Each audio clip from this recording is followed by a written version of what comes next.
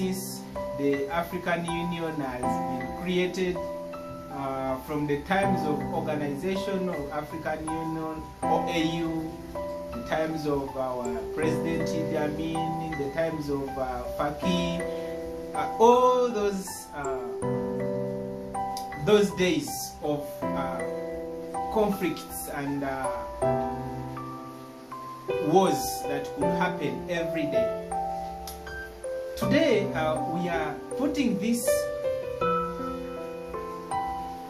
discussion to our forefront, since the world is leaving the conflict state of governance into diplomatic state of governance.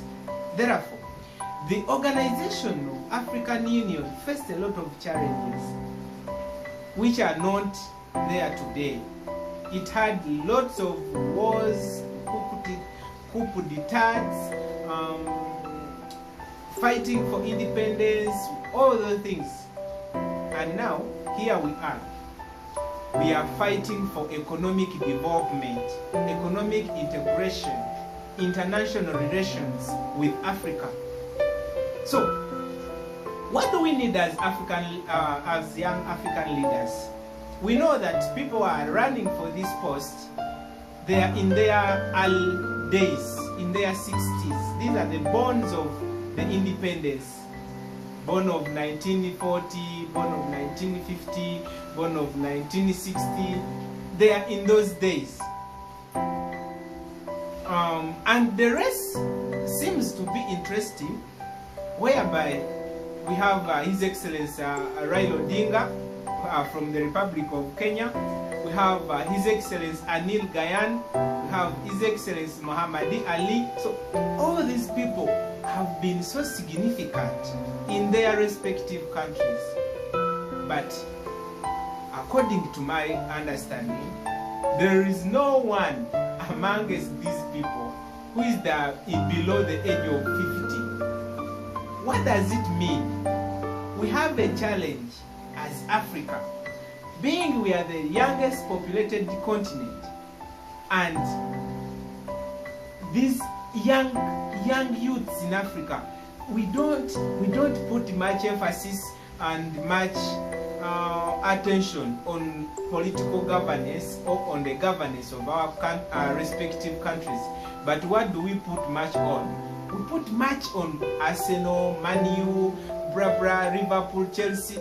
You see, we have a lot to concentrate on in the development of our respective countries, but we spend much on football clubs that actually originated from West.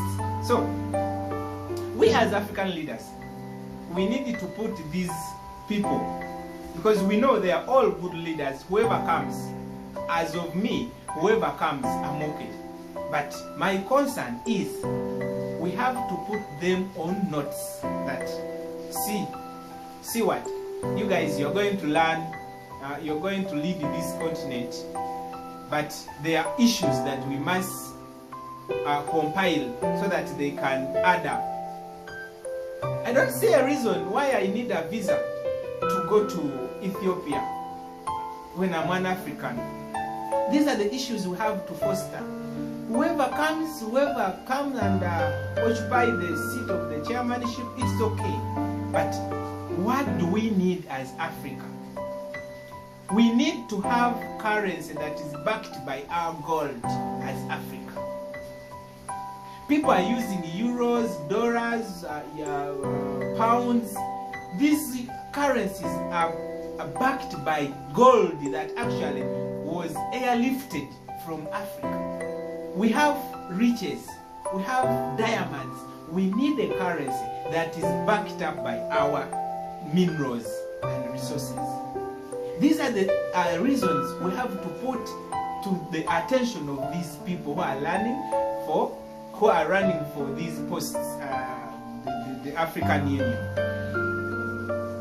For example, I love His Excellency Raila Odinga. Has been so vibrant in the affairs of Kenya and democracy, and he prevailed a very good democracy in Kenya. what is happening today in Kenya, it is actually some of his effort. Now, what he has done in Kenya as the Prime Minister, as the leader of opposition, and all that, we need to see it in Africa as well. The East African community is doing its best, but we need to put it to the continental level, to the regional level. Why do you need to first go to US, to New York, to discuss the matters of Africa? Why? You need to go to US, you need to go to France, Paris, you need to, because we are tired of being puppets. We are a sovereign continent. We are sovereign states.